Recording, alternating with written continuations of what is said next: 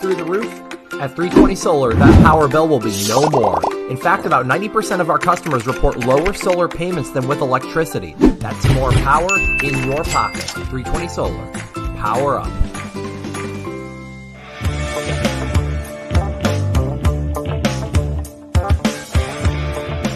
Going solar with 320 may cost you nothing down. But the work we do is not a $0 job.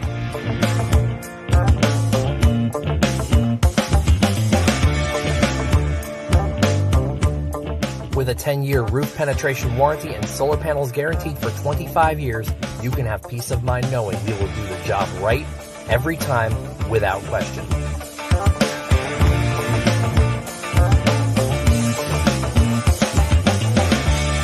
.320 Solar. Power up.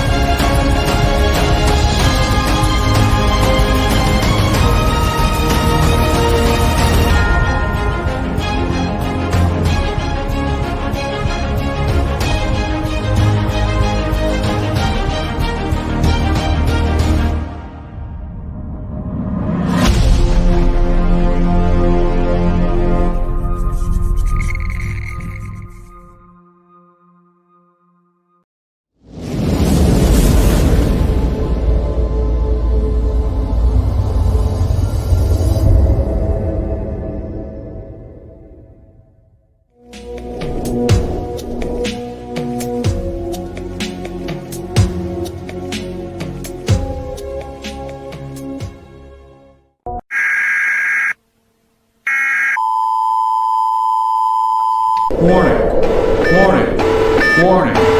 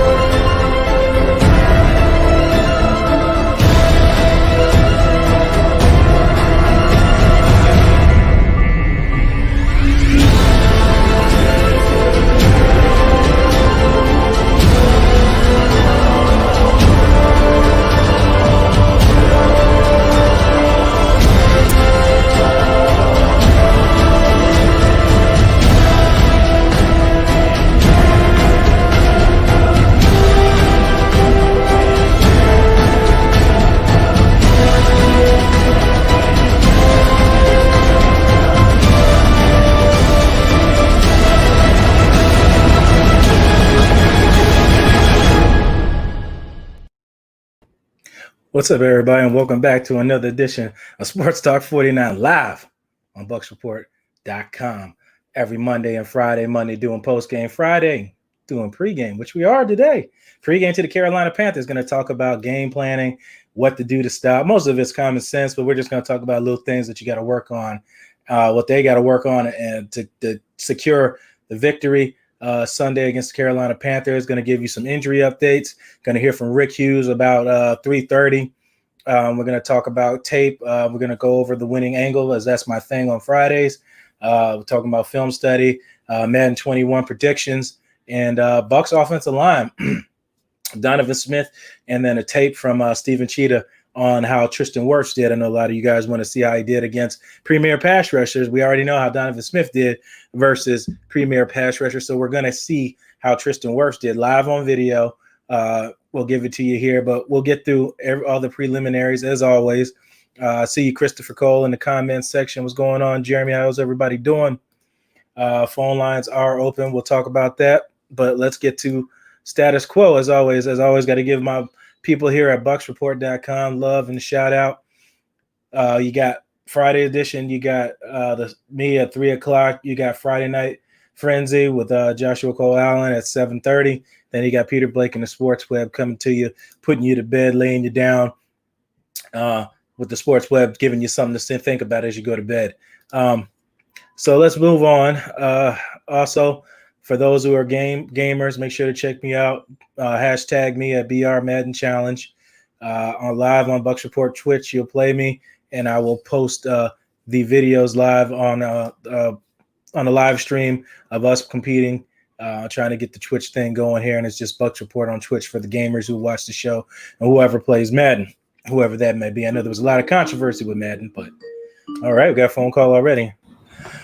Caller, you're live on Sports Talk 49. Go ahead. What's up, man? It's Johnny. Johnny Dean, what's going on? How's it going, bud? Going good. I want to know your honest opinion, man. And be honest. Don't be a homer. Don't be anything like that. I want unbiased, honest opinion here. All right, I'll give it to you. Go for it. How many games this year do we play before Leonard Fournette takes over that number one running back spot? Oh, that's a good one. I should have known you were going to come with something good. Ooh, how many games? It could, honestly, it could be any moment as soon as he makes a real bad mistake. But to give an honest answer, for week 4, first quarter of the season. I gave him between 1 and 6. So yeah, route 4, where I was, but. And what made? I figured it's going to take 4 games. I figured it was going to take 4 games to knock off the rust, get the team cohesive, and playing on all cylinders anyway. So I figured between 1 and 6 would be when they put Fournette in at number 1. Yep, and get him more acclimated with the plays. More specialty plays. Like I know he knows. Like I said earlier, I know he knows basic handoffs. You don't need to know the playbook to know basic handoffs. You run at the 5, 7, 2, 4, 6, 8 gap. He knows how to do that. He's been doing that since Pop Warner. It's all the other stuff that you need to learn. And he's a veteran. He should know pass protection, which we're going to talk about today. I know you're going to love to see that. Offensive line, your specialty, as you talked about. But yeah, we'll see. Once Donovan Smith quits playing around with the bull rush and starts getting to the second level, and the tight ends start thinking second level and getting to the linebackers, then we'll have screen plays and stuff that'll actually work. Yep, because the lack of you hit it right on the head, but I'm just going to say it a different way. The lack of working alone on the edges is killing the tight end's ability to get downfield and catch passes. Because if they don't chip on the edges, they don't have time to get out for pass rush because they're not holding long enough. And I'm looking more at Donovan Smith's side, who just Nick Citro posted on his Twitter page at Nick Citro on Twitter. He's just got beat literally almost every play by a guy way less of opponent than him. So, well, I heard Arians talk about Donovan Smith wanting to attack the initial block instead of taking the block on and getting to the second level. And I went back and looked at that, and he was exactly right on like 4 of the 6 plays that I looked at, that's exactly what happened. He took on the initial block and forgot to go on to the second level. And that's something you have to do. You have to take that on out to the second level. And he was talking about, O.J. Howard even said today in his interview that the tight ends are having problems getting off the initial chip and going on to the second level, taking on the block, taking on the linebackers for the screenplays. And that's why we have had lack of production in the screenplays. And I looked at that, and he wasn't lying. He was hard on himself, and he was accurate in doing so. Yep, it's just him overall. He's never been aggressive in running plays. He tends to take on blocks instead of giving the blows. Just like that play everybody saw where Leonard Fournette came in for the very few carries. He let Cam Jordan upfield and let him blow up his running back in the backfield, and he just stood there and looked at it. It's just not aggressive at all, and it's been the same story for 5 years. I think the real question you should have asked me is, how many weeks does it take before they move on from Donovan Smith? Would have been a real good question, but we're not talking about that right now. I was saving that for next week's show. Man. What are you doing? How many weeks? Get ahead of yourself there, man.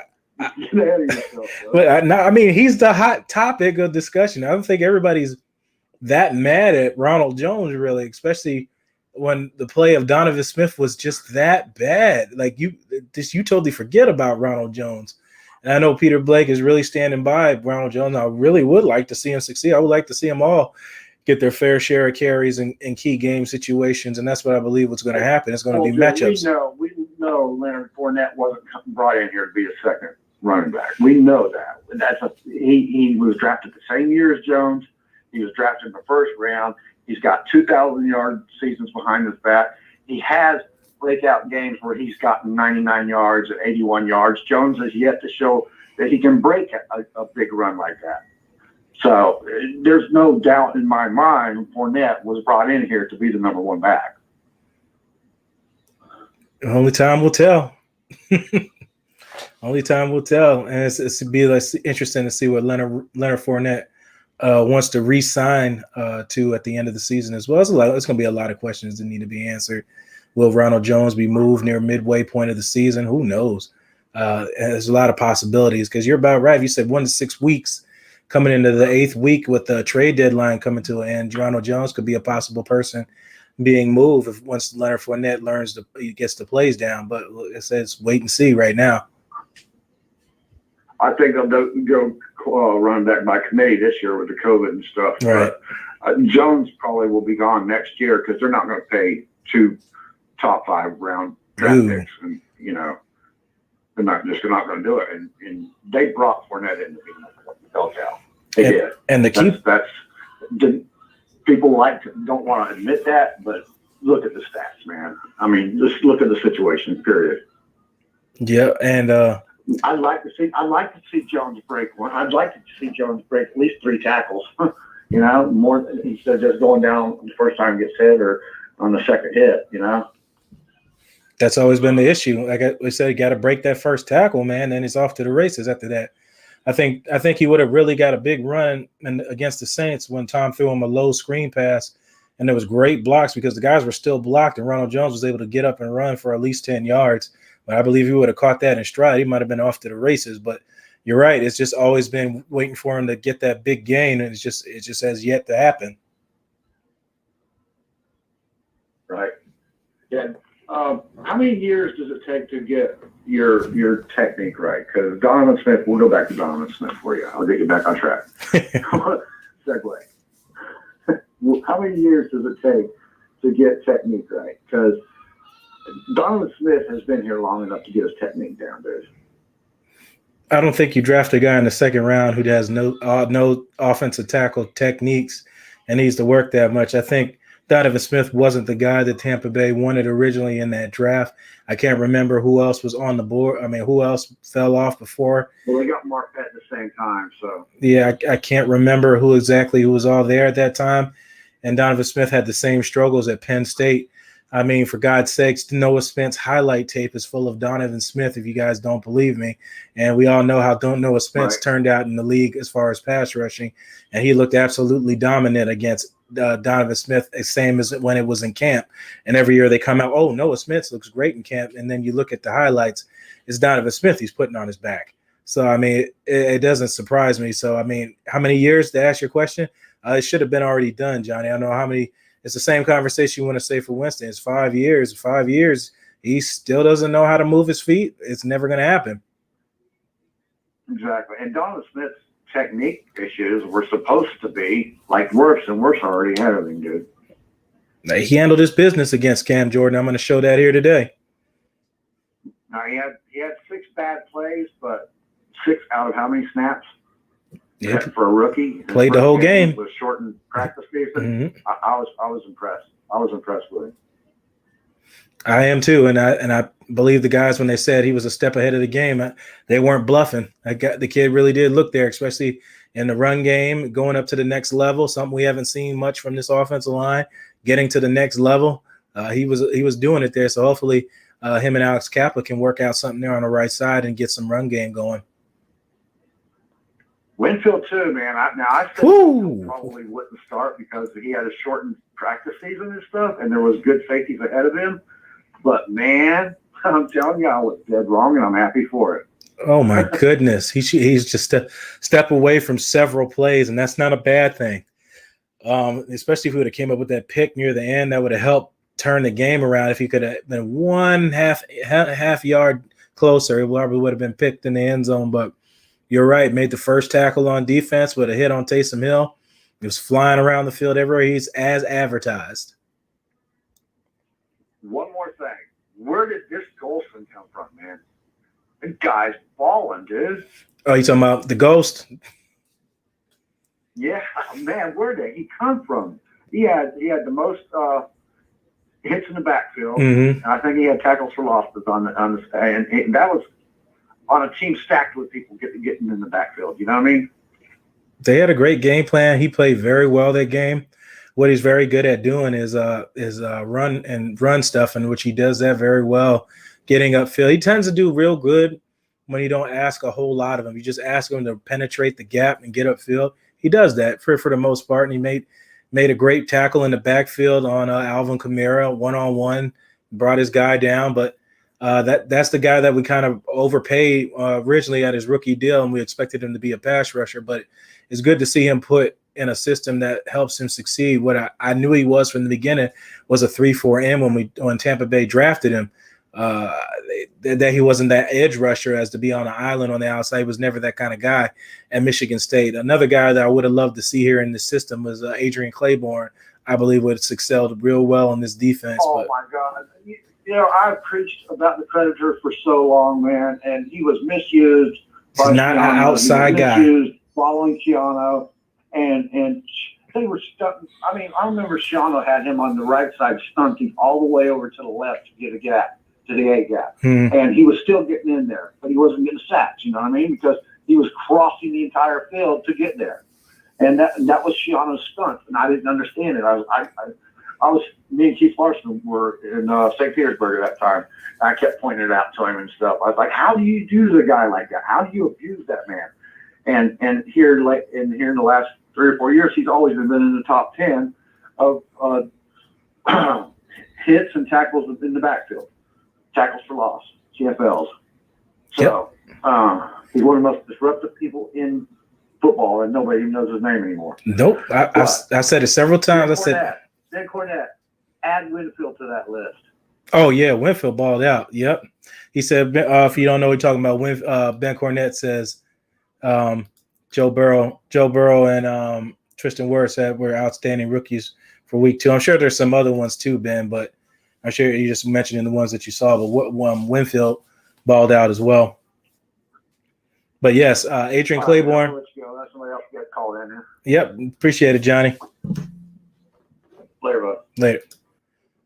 Yep, he's absolutely right. That's Adrian Claiborne was a guy out of position. I was like, he's not outside edge guy. Those are 3-4 ends. And I think he would ball out in this system here in Tampa Bay. That Adrian Claiborne had a mean streak to him, and you just tell him he's just got to go upfield and create hell, he would do that without having to stunt and do all this craziness stuff. I just think that he was just in the wrong system, and it happened, man. For Daniel T. Nessum is a guy Shiano believed in. Blake, which player for the Bucs do you think didn't play well last week will be rebound? That's kind of a loaded question. I know you want me to throw in on Donovan Smith, but you said who didn't play well that should play better next week? Mike Evans. There you go. Or did you say young player? You said Bucs. Yeah, I think Mike Evans should have a much better game this week. Healthier, I should say, and you'll come out playing. I ain't gonna fall for the Donovan Smith one, Ben. I see that one coming a mile away. But let's get into the stuff because I got Rick Hughes coming on at 3:30, and then we're gonna take a quick break for commercials, and then we'll get into that. So let's get into the injury report a little bit. Let me get back on topic. That's the injury report I had for yesterday. All Claire did not participate. Evans limited participation. Godwin did not participate both days. Jason Pierre-Paul, non-football related injury. Donovan Smith, not knee, but it should say pride. Limited participation. Jordan Whitehead had full participation. Now the Panthers stuff did change a little bit here. Gross Matos did not participate, and K'Wan Short had limited participation. But that comes to a change here. Now let me put this up here. By James Palmer, Panthers injuries, defensive tackle K'Wan Short and defensive end Gross Matos and left guard Dennis Daly ruled out for the game against Buccaneers. So that changes little things a little bit there with that injury out. Thank you, James Palmer, on Twitter for that. It changed the perspective because I wanted to go into know your pass protection as well as I go into my tape breakdown thingy there. But it's exciting that they're gonna get a chance to not get pummeled with a pass rush this week. So they're gonna end up facing them eventually, but this is a week where they need to bounce back and they need to get that confidence level a little higher. And if you're just tuning in, this is Sports Talk 49 live on BucsReport.com. Make sure to follow all of our sponsors and check them out. 320 Solar. If you finally say goodbye to your electric bill and go solar for zero out of pocket with 320 Solar, pay nothing out of pocket till 2022. Make sure to go to 320solar.com. Please check those guys out. Great guys. Guys always on Peter's show. It's just those guys, some awesome guys. Check them out, especially if you want to go solar. Also, check out mycannabiscard.com or Fast Track Cannabis Clinics of America is the nation's largest medical marijuana doctor network with over 2,500 state licensed doctors in all 32 states. Medical marijuana is legal. My Cannabis Card effectively links new patients with closest state licensed medical marijuana doctors near them while also saving them up to 30% on evaluation costs. And save 30%. Just mention Bucs Report. Also, make sure to always check out the Deck Bar and Grill at Isla del Sol. Bucs Report's official sports bar. Come check out pre, half, and post game insight from all your Bucs Report favorites. Peter, Blake, myself in the game. Awesome.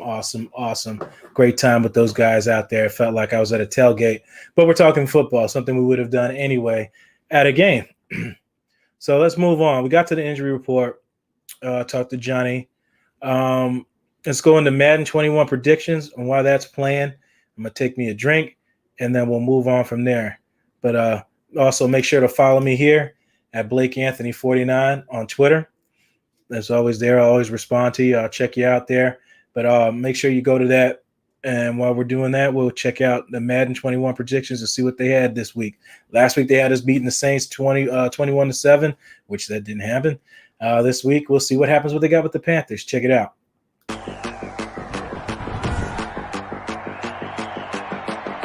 Today, from Raymond James Stadium in Tampa, Florida.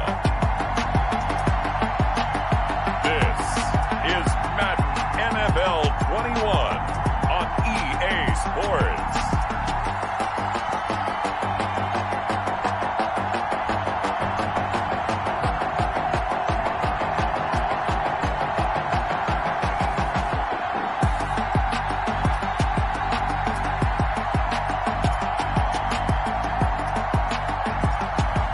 We'll see Tom Brady and the Tampa Bay Buccaneers taking on Teddy Bridgewater and the Carolina Panthers. Panthers.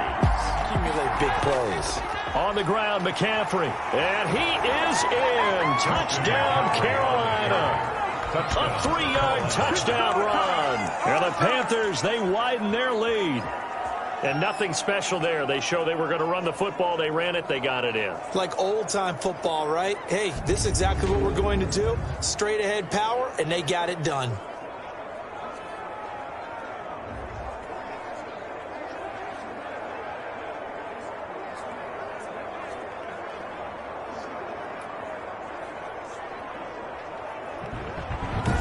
To go, and that leads to 2nd and goal.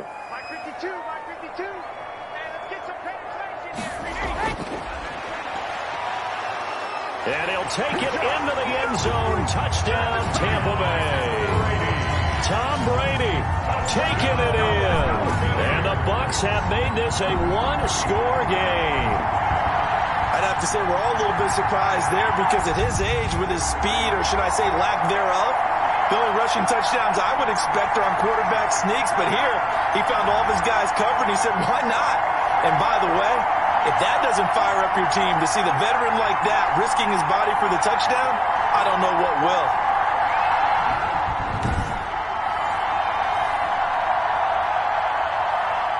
Ryan Suckup on for the point after. 3 tight ends in the formation for 3rd and 3. They'll go again to Jones. Jones hit and the ball's out. And it's picked up by the Panthers. And a big turnover there as his guys will get the football back. So they elect to decline it. And why not? Just go ahead and let the play stand, and they'll take that.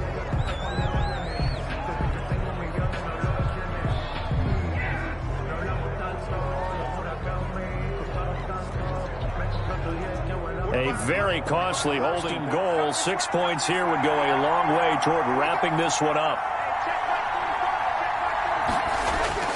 From the shotgun, it's Bridgewater. And he's got his man. It's Samuel. Touchdown, Carolina. Touchdown. The 3-yard touchdown pass. And the Panthers are able to grow their lead. An out route there for the score, a quick out route there for the score. Yeah, you're not really surveying the defense on this one. You're just counting on timing, making this play happen. 1-2, ball's out of his hands, knows where he's going, just puts it to the outside. Touchdown. 5 thus far. This is 3rd and 4.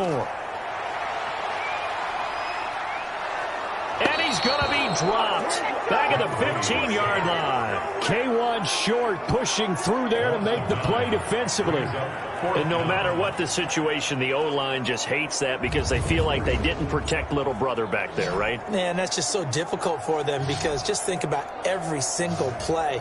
When you decide to throw the football, you're dealing with some of the best athletes on the planet. You talk about guys that...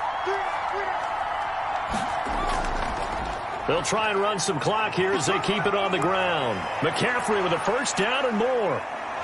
The 20, 10, touchdown, Carolina. Christian McCaffrey, his 2nd touchdown of the afternoon. And the Panthers add on to their lead.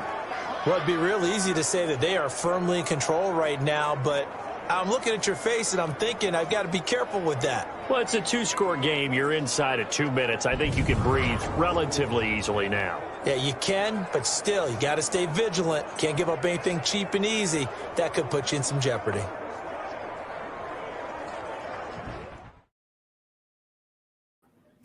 There we are.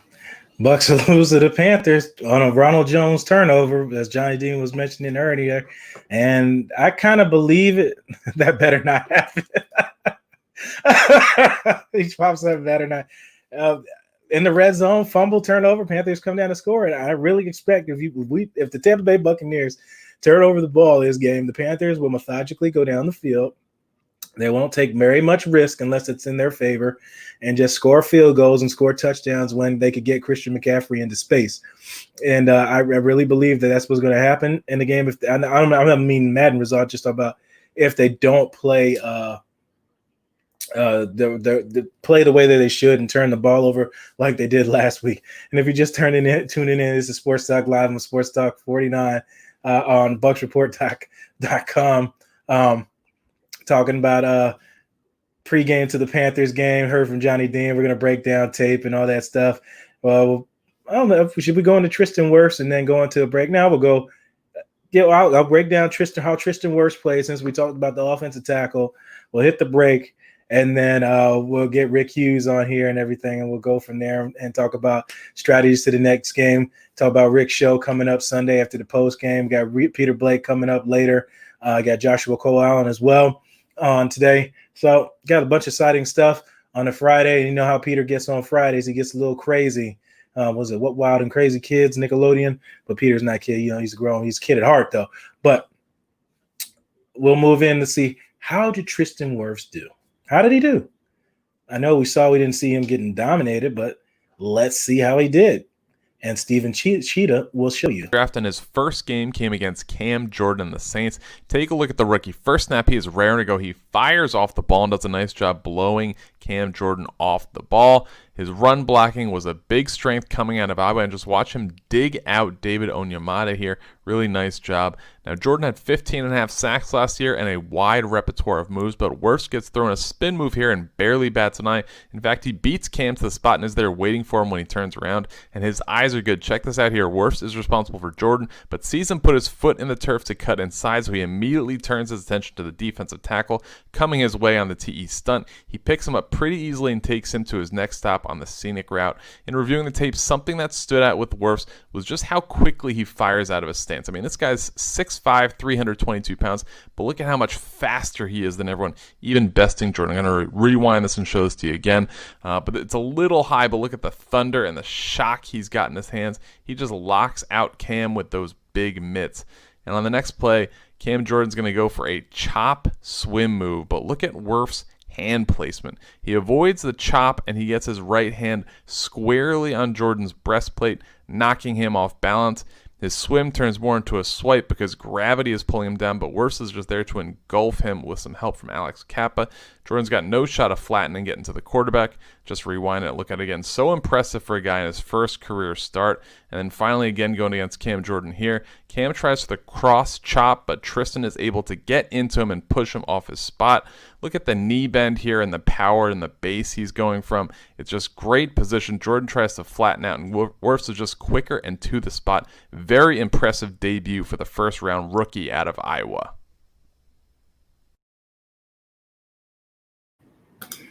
There you have it, Steven Cheetah. All right, guys, we're gonna check it out. Check it out. The second half portion, we're gonna talk about the winning angle. Film study. Y'all saw the Madden prediction.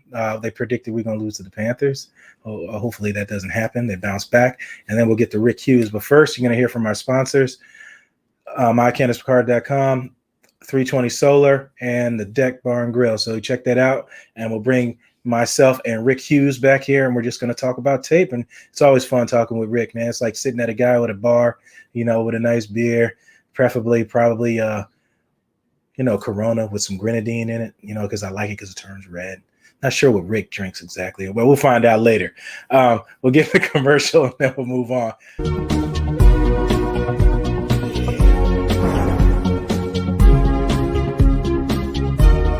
Power bill through the roof?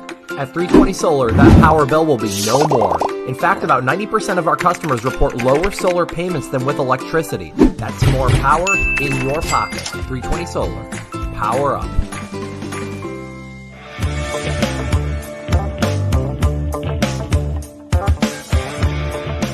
Going solar with 320 may cost you nothing down. But the work we do is not a $0 job.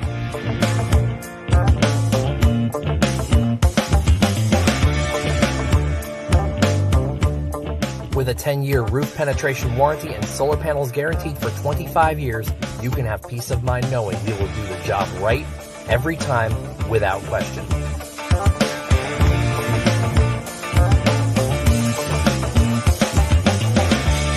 .320 Solar. Power up.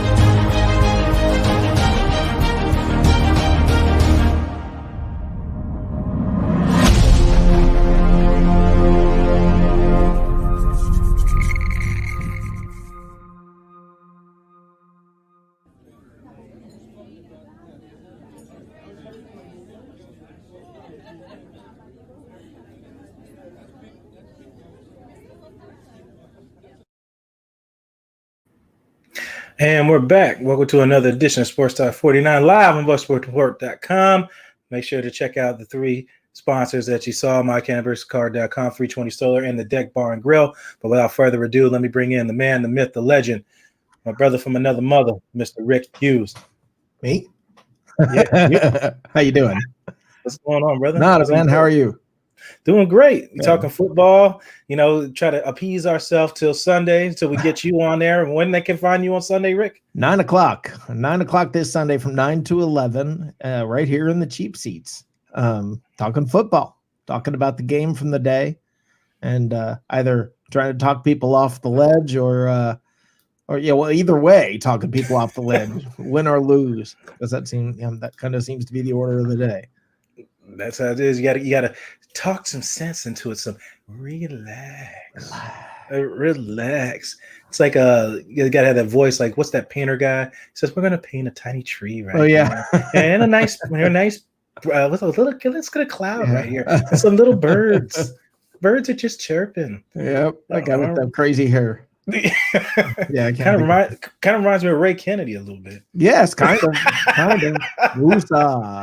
Woosah. All right, Rick, anything you want to get into before we start rolling the film here? I know you saw Tristan Wirfs. That looked pretty good, right? Oh yeah, that's pretty exciting, isn't it? If the Buccaneers could do the same thing next year on the other side, oh God, that'd be nice.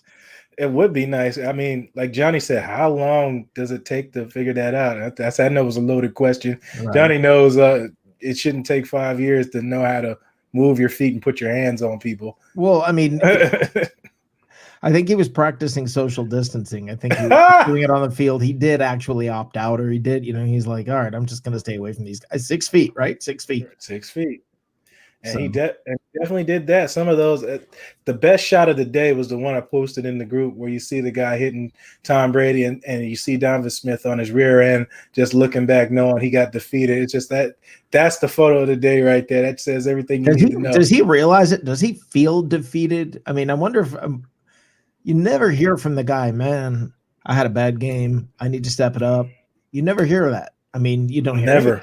I mean, it's I don't know. It just seems like at some point you look at it and say, all right, look, really seriously, if we put somebody else in, is it going to be worse? I mean, let's get somebody else some work and see what happens. It can't be much worse, right? No. I mean, it's a disaster. The fact that he should have known this was coming, because they asked you all offseason, well, how does it feel to block for Tom Brady? Yeah. And then I'm sure Nick Citro wasn't the only one that had high predictions for the left tackles. Tom Brady shows a propensity of making left tackles look a lot better under his system and under his rule. But this is a different dude here. Yeah. this is a different kind of guy here. Yeah. And if Tom Brady did not feel comfortable in there at all, it's clear as day. And he knows it. And Tom Brady's going to come back fire in this game. I believe so. Yeah. Especially with the injury update I just posted, K1 Short and Gross Matos being out. Yeah. That's lucky for. That's a shame. But he still got to deal with Brian Burns. For those guys that they can't play this week. It breaks my heart. They were licking their chops. They're like, whoa, we saw that last week. Yeah. That's going to be us. You got to wonder if the coaching staff for the Panthers didn't say, let's give our second team some work. Johnny Dean says, I hope he's investing his money well. I hope so. He got a family now, so he's not short on money. So no. That's the problem. The money's there, but the play's not there, and that's why everybody's after him, and rightfully so. You pay top left tackle money. That is not top left tackle play. and as you said, to make people feel more at ease, and I think you didn't really elaborate on it, but I'm going to expand on it a little bit more. To put more people at ease, if you'd have got in front of the camera like us and say, hey, guys, I screwed up. Yeah. I need to play better. Yeah. That is unacceptable, and expect me to play better in week 2. I think a lot of people would have took it a lot easier on him if he had came out and said that. But hiding in solitary and posting stupid posts on IG, it's childish. You're still doing that 5 years from now. From a professional standpoint, accept responsibility, step up, and move forward. I mean, that in your job you have to do it. In my job, I have to do it. I mean, that's being an adult. Step up, accept responsibility, and move forward. And then just deal with whatever they say after that. But you did what you were supposed to do. Yeah. And you're supposed to be a veteran on this team, one of the veterans. I think him and Allie, I think as Johnny said earlier, they came at the same time. So they're essentially the veterans on the offensive line, minus Ryan Jensen came from the Ravens. But they're the veterans, man. They should be those guys voicing their opinions. I just don't get how you could be that unprepared for that game. He played better last year, and he played bad. Yeah. At least by last year's bad standards. I mean, it's I'm at a loss. I think you said it the best. He said, "Are we still talking about this? We're still talking about this? I thought this was it. I thought the quick release of Tom Brady was going to fix that. Evidently not. You can't be quick enough. You can't be quick enough for what he did. You can have a quick release, but come on. I mean, there's physics involved. I mean, it takes time to step back one step.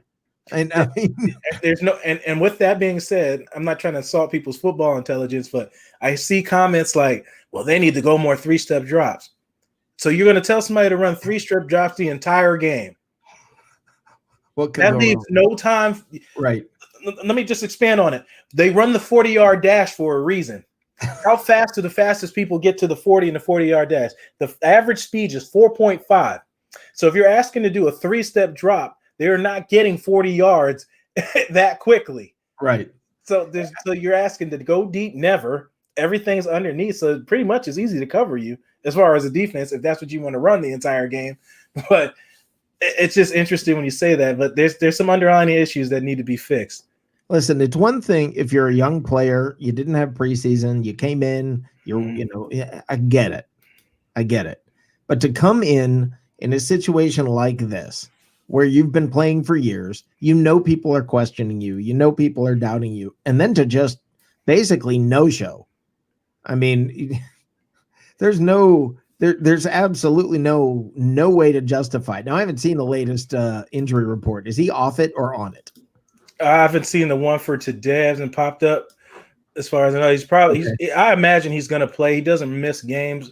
So I would anticipate, and that's probably why he's never aggressive in games. That's why he's never hurt. Well, I don't know. You can get hurt getting run over. Oh yeah. I'm sorry. You're absolutely right.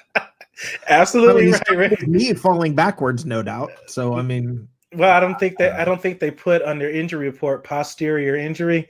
When being put on your best. It said knee. I think they were trying. When you get run over that hard, it makes your knee kind of hyperextend. The other way that's what it is. You're going back so fast, your knee can't do it. I guess. I don't know. It just here's the thing, Blake, and I don't get this. Okay, this is. I understand you can't build every position in a year. Mm-hmm. All right. Now I am probably Jason Light's biggest supporter, defender, whatever. I mean, I will defend that guy to the end. Having said that, Roberto Aguayo, and Matt Gay. Mm-hmm. Could there not have been a draft pick at left tackle? I mean, at that point, especially with the second pick, with Robert Aguayo in the second round, right? Who could have that been? That's an interesting question. Yeah, I'm gonna look at that after this. Yeah, I think about that, and I think everybody's thinking, "Oh, they didn't draft this guy or that guy that are glamour, skill, that are names, that are whatever." But what about on the line? I mean, even if you get a backup lineman at that position, I mean, this is why you don't draft kickers. Now, I'm a Jason Light defender. He's put together what I believe is a Super Bowl quality roster. I'll defend the guy, in the long run. But a decision, two decisions like that, you have to wonder, man, why are you just ignoring left tackle? There's no way they really honestly believe in Donovan Smith. I know they can't. I know they can't outright say it, but I know they can't. And I think the only reason because of that, you own $14 million. Period. That's why I've brought up things to saying, hey, what about trading for Nate Soldier from New York? He's familiar with Tom Brady. His cost about the same. The continuity and communication would be an issue between them two. So Camp wouldn't even be a factor into that. And you bring bad. But he would be somebody that, I mean, Tom Brady's made him look good, and he went off to New York and played well. That's the only reason I throw that out there. But I forgot what the statistics are though. In Arian's last 49 games or 50 games, he's 23, 26, and 1. I mean, you got to start to look at it and wonder, because it's during that time that Byron Leftwich really has been involved. Yeah. So, I don't know. Oh, we got somebody calling in. Rick, see who it is. Caller, you're live on Sports Talk 49. It's me and Mr. Rick Hughes. Matt. Go ahead, Matt. Hello? Yeah, I didn't know if you heard me or not. Oh, yeah, we heard you, Matt. I don't know where I haven't been able to keep up with the whole show, but I just watched Joe, Coach talking about Donovan Smith. Oh, my God, that's a mess. I don't know how he could possibly say he just went back to a few bad habits, but we're going to straighten it out. It's been forever like this, and it's the same thing every single time he has a bad game. It's really bad. Well, they did the same thing last year. I think with we should try to Hargrave. find somebody else. Just a thought. Yeah, Rick said he did the same thing last year with Hargreaves. They started him, let him prove, let him fail. I don't remember. Yeah. I know he got tired of Hargreaves and just packed his bags for him and sent him out the door, which I think is a perfectly good way to do things. Yeah. This year with Donovan, I think I was talking to Ben Cornett the other day on Facebook about different available left tackles. He says there's not really any out there. Mm-hmm. I don't think we can afford not to go out and try to find one that's going to at least hold the lineup a little bit for this season while we go out and get the real deal. It's too much of a hassle, and Tom Brady's going to get sidelined by the 8th game if he keeps up like this. And I would think that the Bucs would be more inclined to try to correct that problem for that reason, considering the importance of number 12. I agree. I would not have wanted to hear what was said. You with me on that? Yeah. Rick, which part you talking about, Rick? Rick was saying something. You said you wouldn't wanted to hear what, Rick? I said I would wonder what was said behind the scenes. Rick said he wanted to know what was said behind the scenes.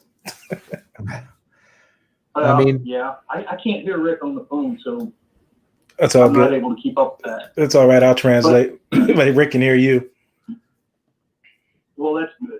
I'll have to catch up with him too sometime this week.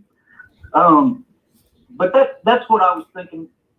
I don't really know. I don't think I'm the Lone Ranger in this. I think from the comments after last week's game, during the game, and at halftime on, people all had the same opinion that the biggest big toe on the deal was him. And that's the same thing we said last year. I don't think Rojo's ever going to get any better if we don't get that resolved. And that's going to cost him some possibly losing a position at some point as well, because he can't grow. So I agree with that. We need to fix that. I agree with that. 100%. Both the pass, we hit both on the head, both with pass blocking and protecting your quarterback, and the inefficient running game. It's hurting on both ends of the spectrum.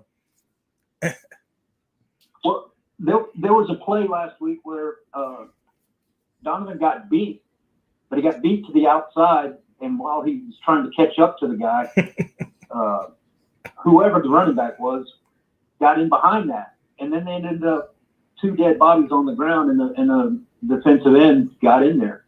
I was like, that's how you do it. You crash them all together and you clear up a lane.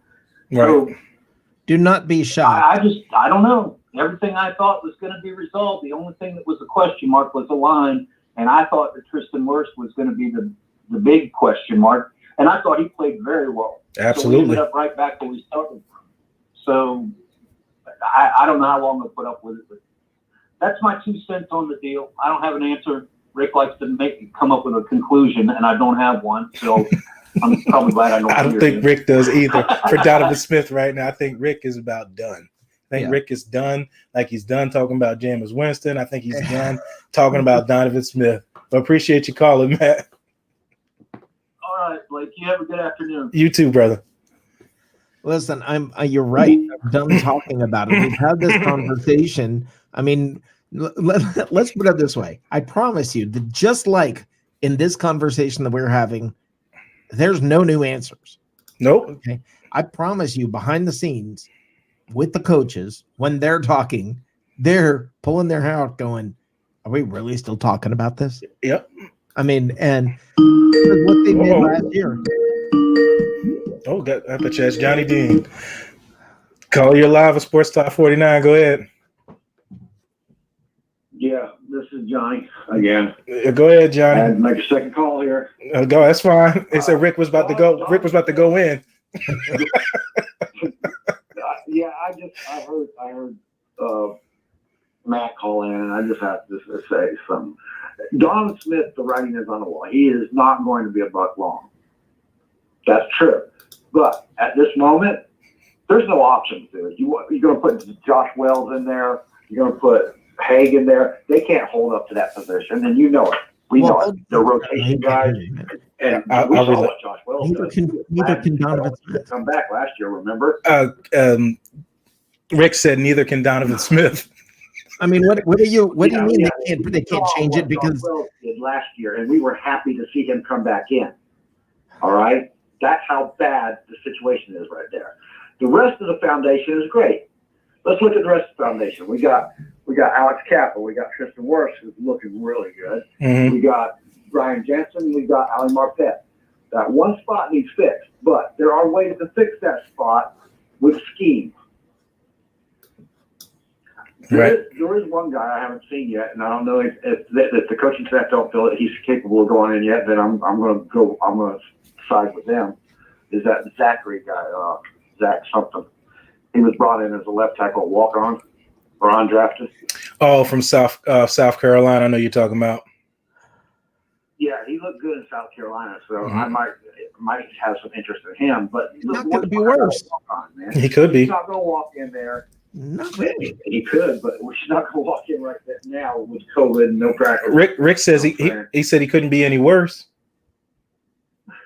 Well, yeah, they can be. No, we said this last year with Hargraves. We went through the same situation with Hargraves. O.J. Howard standing there watching linebackers walk past him. No, we went through the same situation with Hargraves. Everybody was the same situation with Hargraves. Everybody was afraid to change it. Yeah, that's what I would like to see. But then who's out there, dude? And what are our resources to get them? They didn't go get somebody to replace Hargraves. Yeah, they didn't go get anybody to replace Hargraves. Rick is right. Are you willing to trade a first-round pick to go get one right now? No, they didn't do that. They didn't do that. They said they didn't trade anybody at all to replace Hargraves. They used what they had on the roster. No, I'm not talking about Hargraves. He's using it as an example, like for left tackle. Yeah, well, we had a replacement at left tackle. I mean, at Hargraves' position, which worked out really well. We don't have that replacement now. We don't have one until they are. I mean, we didn't think. I mean, it's nice when you have Hargraves for a reason. There's the word depth. I mean, Rick makes a point. Just cut somebody loose that's not working. Yeah, Rick makes a point. He says sometimes you don't know he's a replacement until he gets a chance to play. Next man up. You never know. He might come out. You might have a diamond. Rick Hughes. Rick Hughes. Aren't you the guy who swears that you trust Arian's judgment? Yeah, and I trusted him when he got rid of Hargraves last year. All right, and trust the judgment, dude. No, he started Hargraves last year, and he got rid of him. And I'm saying the same thing will happen this year. This is the best person on the team, unless it's that Zach guy, and I haven't seen him. So I don't right. What Rick is saying is that I think that he did the right thing with the Hargraves situation. You let him come in. You pretty much said, it's your job to lose. So you came in there. He looked good week one, caught the pick six, et cetera, et cetera. But after that, communication sucked. You could tell it sucked. And I said in this play, and what the part that Arians got rid of him, the key part was the final ice on the cake. You're freaking jogging when guys are running down the sideline instead of trying to get him. That was the icing on the cake. But we're talking about offensive linemen. It's a little bit different. But yeah, sometimes it just looks like Donovan Smith's just not engaged in games. Yeah, like I said with the Hargraves thing, we had depth at that position. We don't have depth here. If we get rid at the time, we thought Hargraves was the starter. Yeah. Hey, Johnny, let me get this other call coming in. Have to give up picks. All right, bud. No problem. Talk to you later. Yep. Why would you not give up picks? We're talking about drafting. Call your live. It's Sports Talk 49. Go ahead. Hey. Hey, what's going How you on? doing? Is this Rasul? Yeah, what's up? What's up? Oh Lord, I figured you show up. We talking about Donovan Smith. You know, I had to jump on to keep this. Hey, This horse is dead, but Rick Hughes is with you. Rick Hughes is done with him. you know, Blake. You know, I've been done with him for the last 2 years.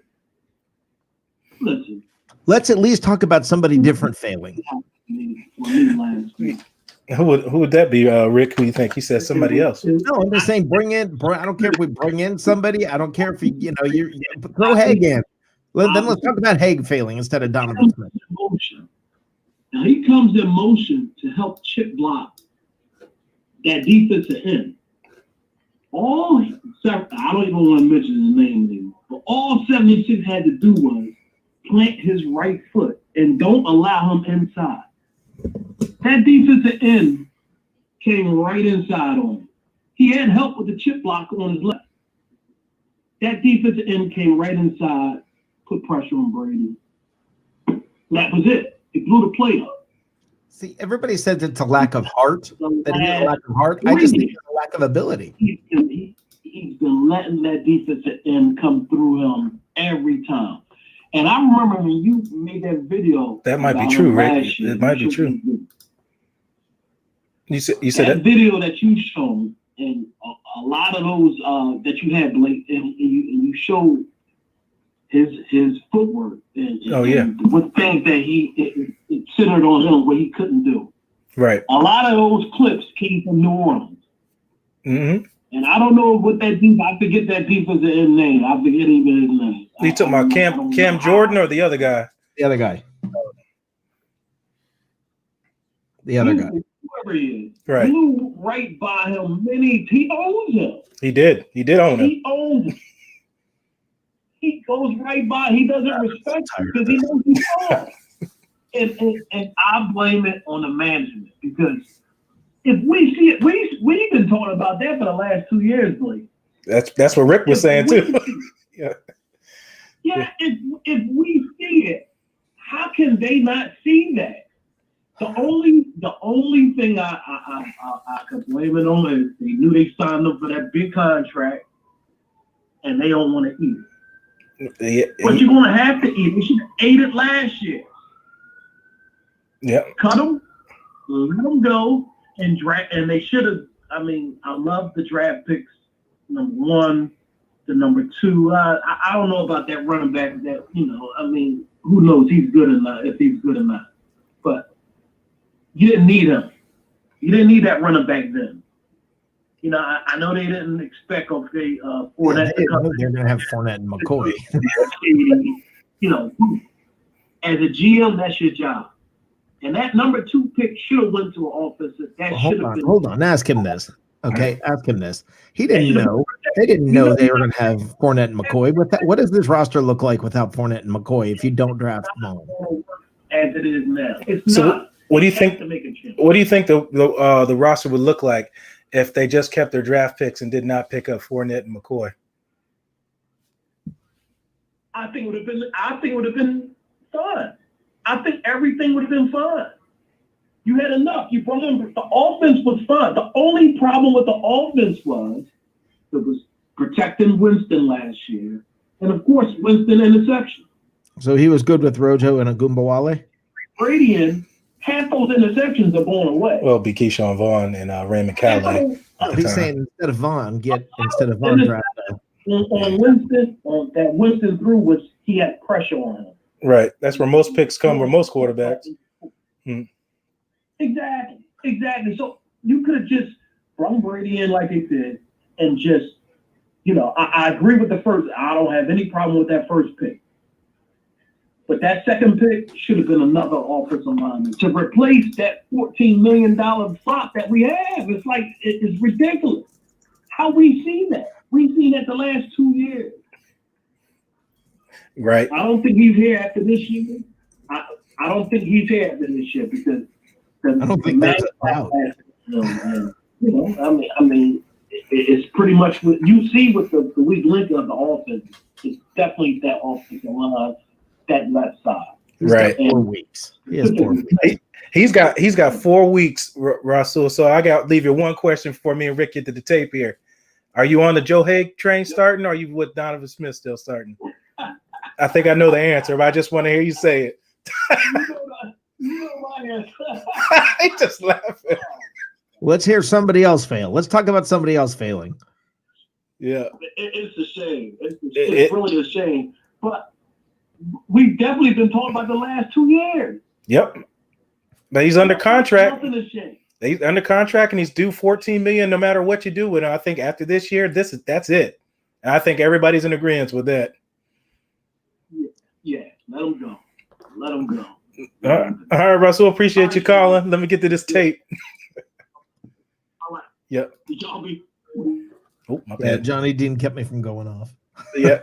I saw you were about to go in on Donovan Smith. It's just I think everybody's on the same page. I don't think anybody's in disagreement. I'm just so tired. I'm so tired of this same freaking conversation and everybody calling in like they've got a revelation and everybody, this entire conversation, nobody's going to say anything new.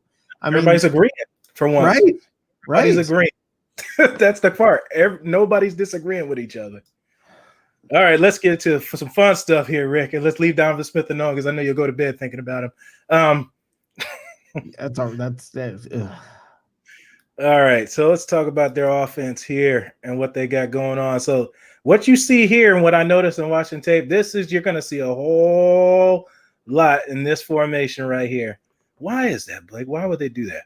Because they like to get you out of position and then throw where you left from. And then Teddy Bridgewater going to make nice, easy throws. And when Christian McCaffrey's not available, he's going to try to find either 10 or 12. Those are your guys. And he'll try to hit Robbie Anderson deep when times are available. Anytime, Rick, just jump in and ask a question. Okay. I'm at this point, I'm learning. All right, cool. That's no problem. So you're going to see a lot of this motion in 11 is Robbie Anderson, if you don't know. All right. I'll speed through some of this here. So who is 10? Who are 10 and 12? 10 is Curtis Samuel. I'm going somewhere with this. Yeah, they're all motion, and they're basically using them as like other running backs and like other receivers catching underneath routes. Their offense with Rule, the new head coach, he's just trying to find people in space and get the ball out of Teddy Bridgewater's hand. That's the base of what I got out of their offense. They don't like to have Teddy sitting back there too long and make deep throws. That's why I said when available. Do you know their names though? 10 and 12. Curtis Samuel and I thought I got it written down here, boy. So much stuff you can't remember what I'm going somewhere with it. Well, here's my point. Who are New Orleans wide receivers? Emmanuel Sanders, Mike Thomas, and what did they do? Nothing, Nothing. right? You're right. I'm really not worried about 10 and 12, and they shut down the running game. Honestly, I think this week, here's my take on this, and I've got an article coming out about this. Right. You've heard the term Cinderella story. A Cinderella story, it's the team that you don't expect does well and wins. Correct. Well, there's other parts of Cinderella. Okay, the beautiful carriage became a pumpkin. Those Correct. Beautiful horses became mice. Right. All right, her beautiful clothes became rags. And you're going to see a lot of that this week, where a lot of these teams that look so wonderful in week one and everything looks sexy for them in week one and everything's, after midnight. Yeah, boom, clock's good. Yeah, you're right. I get where you're going with that. After midnight. I mean, all of a sudden, some of these beautiful teams are going to become pumpkins and mice and rags, and it's just, I mean, these teams that look good in week one. I mean, really, how much you counting on Jacksonville? I mean, it's just be ready for a lot of the weaknesses to every week. The weaknesses on teams are going to show up more, and the strengths on teams are going to show up more. And teams like the Panthers have a lot of weaknesses right now as they rebuild, and that's going to show more and more and more. Yep, I agree. It's like what you said. Always reminds me of that Scooby-Doo with what you just brought up. He said, "You look like a star, but when you pull off the mask, you're like, oh no, that's not true." Right. Like glint down there. I knew it was you. But you're right. A lot of teams that start off red hot first quarter of the season. That's why I like these quarters, 16 games, so four quarter. A lot of people, man, I've seen so many examples of teams starting off 4-0 and then dropping 10 straight. I know you have as well. I've seen so many examples of that, and then teams going 1-3 or 2-4 at the beginning of the season, and then go on to win 8 straight. It's just when you get hot and when you don't. Now, who are the quarterbacks who moved this year? Okay, you got Cam Newton went to New England. They pulled off a win, but honestly, their offense didn't do much of anything. And Cam used his legs, which he shouldn't have had to. But correct, but that's how they won. Phillip Rivers went to the Colts. That correct. Didn't go well. Okay. Didn't look good. You lost your starting running back. Right. Now, what ends up happening, I think what's happening is you're just seeing the guys who moved around. I thought that the experience that they had would be able to overcome, would overcome the fact that this was their first week with the new team. It didn't. Okay. It didn't. It's kind of like rookies when you have no preseason, no OTAs. It's what you saw last week. And you look around the league, and can you name an offense with a quarterback that's new? Any offense with a quarterback that's new that really did well? Like with a new team, not even a new quarterback. But I'm just saying new with that team. Everybody's still gelling. Right. So everybody, this is what we started. How do we start this? Let's go full circle. Relax. Paint the cloud and a little bird. Go ahead. I'm sorry. I interrupted your film work. No, you're good, man. You're making valid points. I mean, it's what you guys said. You said it first, and then you said it again after week 1. Regardless of the win or loss, it's one game. Yep. And they didn't get blown out. Like, if they got blown out, I'd have been a little concerned. I'm so excited about this defense. You talking about Tampa's? Oh, yeah. Especially if you keep them off the field and don't put them in short field, they'll be just fine. So you were just like me. I didn't really have nothing too negative to say about the defense. Because as far as I'm concerned, they made the plays they needed to make in the times they needed to. They couldn't keep overcoming a special teams blunder by that. You can't predicate that. That's not their responsibility. And then you keep on putting that offense on the field. So when you do that, that offense keeps getting more reps, and they keep getting hot. If Brady throws 2 picks, we're going to have to start saying this is coaching. Oh, yeah. Something's going to change. It depends on how this game looks. Yeah. Right now, with those 2 injuries, interior, the offensive line just got a huge break. So because that was part of the thing I was going to talk about with offensive line and no pass protection. That takes a load off right there, because you're going to have to double 2 guys inside, because you're going to have to need a pocket for Brady to throw in, because with the edges come around, he's not going to outrun anybody and get out the pocket like Winston was so familiar with doing. That's the only differences between adding Brady and among other differences, but between Brady and Winston, because Winston was mobile a little bit and was able to break tackles. Tom's not really going to be able to do that with inefficiencies at certain spots in the offensive line. But you see that deep ball there, as I told you, with Robbie Anderson, they're going to take shots when they get a chance. You're in one-on-one, he's going to throw it to beat the safety. Robbie Anderson can beat you deep. He's played against us when he was with the Jets and beat one of your favorite corners, Brent Grimes. Little Brent. Come on, don't pick on him. Brent. And that fiasco, and then his wife, and then all that. But he was great for like part of the first year that he was with Tampa. Well, kind of the first year he was pretty good. But after that, he was done. I think he was done. They wanted it. I think he was upset that they wanted him to mirror people, and he wanted to be paid more, and they didn't want him to pay more.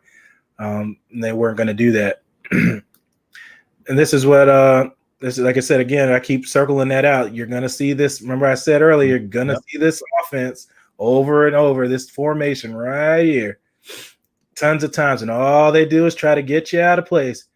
And you see me point out, look at all these guys open. 1, 2, 3. Three guys were open. When he chose that's on the safety there, isn't it? That's really on the safety. I mean, what the heck was he doing? Yeah. He bumped up and then right by him. And has speed enough to. So this game is wide open. There's other people. All they do is get out of space and throw it. I don't know what's happening, but you're cutting out real bad for me. Yeah. No, it might be me. Why don't you go ahead and throw me out in the lobby? There we go. Keep it. Nope. I can't hear you if you're talking to me. Okay. Oh, now I can. Awesome. All right, there we go. I don't know what just happened there. I don't know if that was everybody or just me. Technology. And here's another play right here, Rick, you're going to see out of them. I call it the clear out and go underneath. And there's 80. The fullbacks in their formation are going to be 80 and 82. No big names. 80 and 82 are – I got their names down. The only reason I brought the names up last time was I wanted to show the comparison between Carolina's names at wide receiver versus Ian Thomas. the Buccaneers just dealt with. Yeah, and it's also different kind of game plan. I mean, different kind of, arm talent as far as Drew Brees and Teddy. Teddy can get those balls there because he's younger and he doesn't really have shoulder issues. Brees doesn't have the arm strength in there. Right. And they kind of did the game plan I told last week on Friday. So you don't allow any inside passes. When you do, you light them up, which they basically did on Michael Thomas on that one in route he caught. Right. The slant lit up. You don't allow any of those. You force everything outside and underneath to great job. My and execute offense and turnovers killed them. Your pass protection here. Rick Hughes. The section of winning game. We just missed $49 report every month. Screen Rick back out.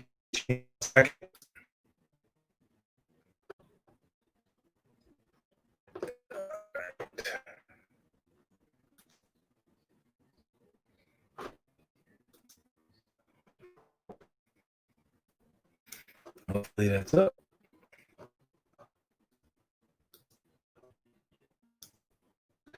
Let's get this up for you guys. Hold on 1 second.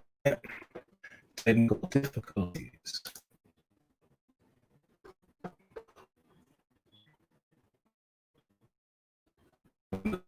But maybe some guys doing that. I don't know if you're like iPad channel. I guess should be good. Like you're breaking up. Okay, yes. We'll keep going. Previously, from what I want to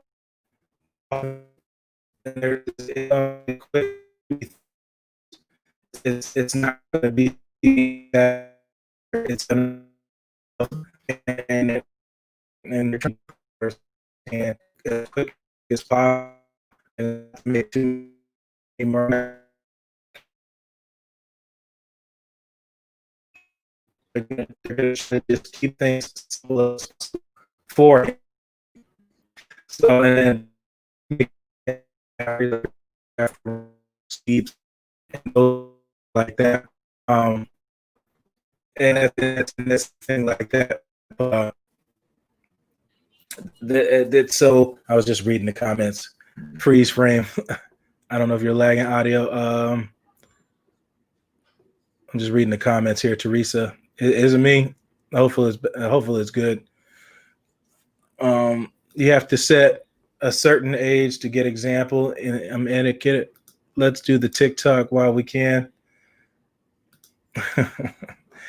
So it helps now with the interior and the exterior defensive alignment out now, because you don't have to double on the inside and then let the outside guys be on the island. Now you can move protections a little bit different. Playing against the Carolina Panthers this week, defense should be ready for Christian to play him again. Christian McCaffrey big still in the game against each other, so it's going to be really interesting. I don't know what happened to Rick Hughes. There is. We'll try to run that. You just tune in to sports stuff on BucsReport.com. I think this is Friday, 3 p.m. So if you ever tune in at 49 live on Twitter, and we can move from there. So that's pretty much what I got. I got through everything pretty much that I needed to get through, going over tape and all those things like that. We'll just move on. I'm looking forward to seeing you guys on Monday, and we'll talk about the post game and what happened in the game and things like that. I think it was the screen share. That's probably what it was. It was a screen share because everything else seems to be working fine. You're probably right, Johnny. It's probably just a screen share.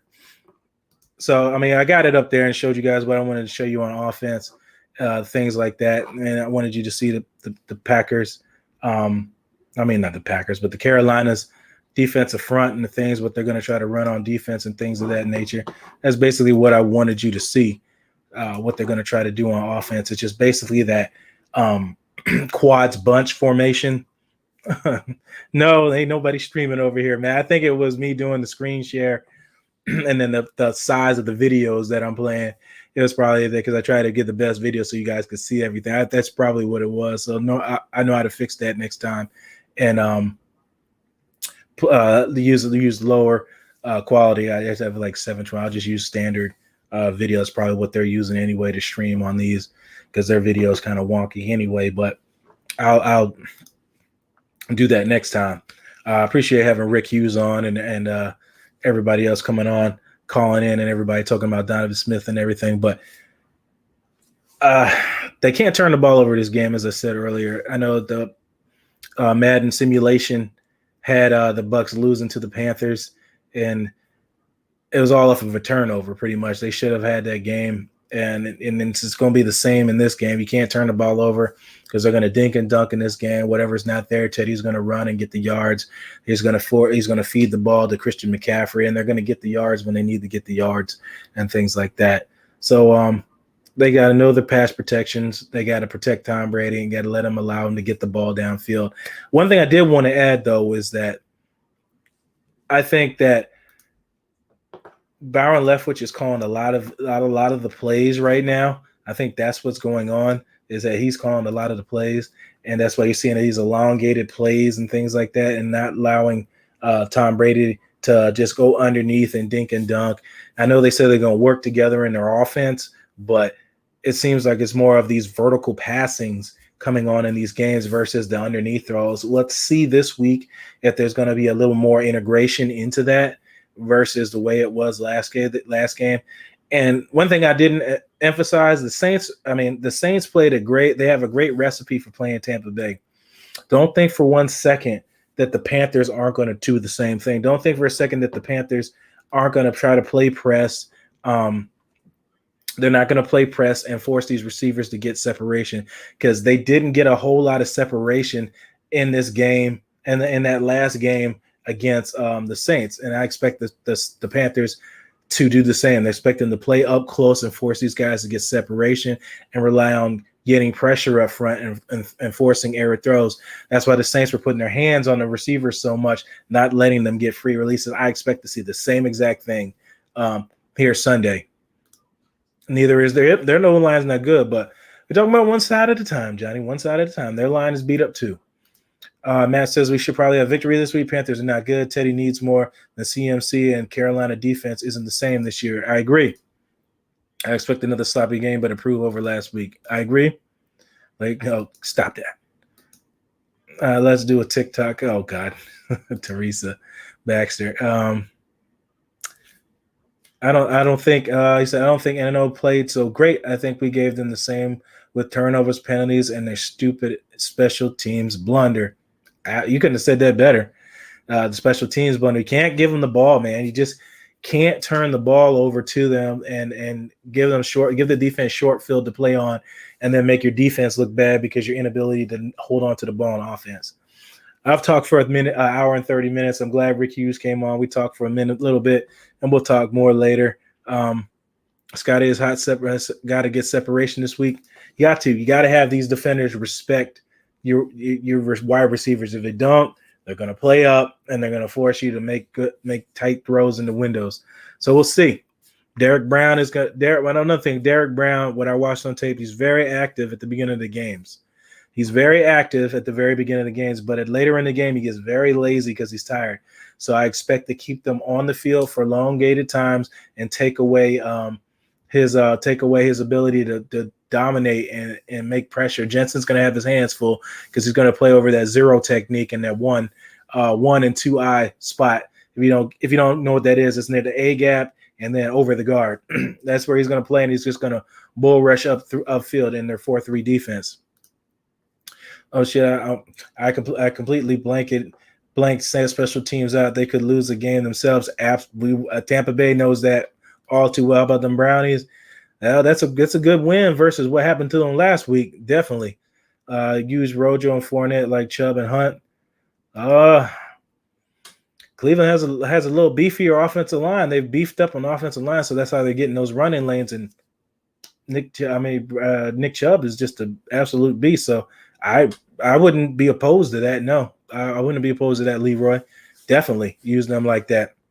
But they're bigger backs, and I've always been a guy for bigger running backs for that reason. Break tackles and make people scared to tackle you. But I'm going to wrap it up. You guys can follow me. For next week, I'll have the Breaking Point next Monday coming up post-game. You just watched Blake Anthony's The Winning Angle. That's what you're going to see with the Carolina Panthers coming up. They're going to have to play discipline. They're going to have to play sound is my advice for the Tampa Bay Buccaneers playing against the Panthers this week, because they're just going to try to get them out of place, and Teddy Bridgewater is just going to throw it in the spots. If you haven't followed me, make sure to follow me here on Twitter, Blake Anthony 49. Sorry for the little technical issues earlier. I know what it is now. It's what I got streaming on there. It's the ability. It's I know what it is. There's just a lot of stuff I got running all here at one time on it, and that's what it was. And then I had Rick Hughes on as well. Appreciate having you on, Rick. Make sure to check him out Sundays on live from the cheap seats post game after everything, and check him out. Make sure to check out Joshua Cole Allen here Friday Night Frenzy and Peter Blake in the Sports Web at 9 p.m. I got to get out of here. I got the rest of my day going. I appreciate you guys. I appreciate you guys fighting through my technical thing. I know what it was. I know what it is. I got it fixed now, and I'm glad it worked itself out. And we'll end this as we always do. You're the master of everything. What you do with your life, what you do with it is entirely up to you. Thank you, guys. God bless. Fire those cannons. Look out for more giveaways and things like that I got going on later on, and appreciate everything that you guys do. Thank you, and I appreciate it. Take it easy.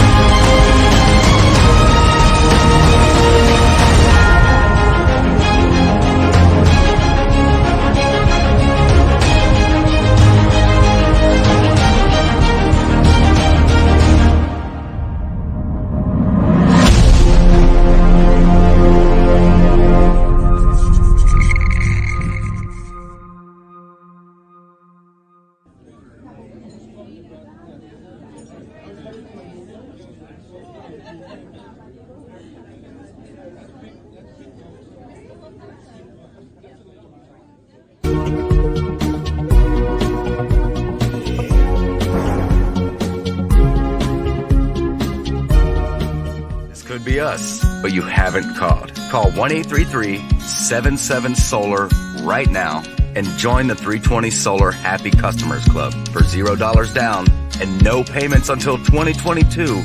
We'll put the power back in your hands. 320 Solar. Power up.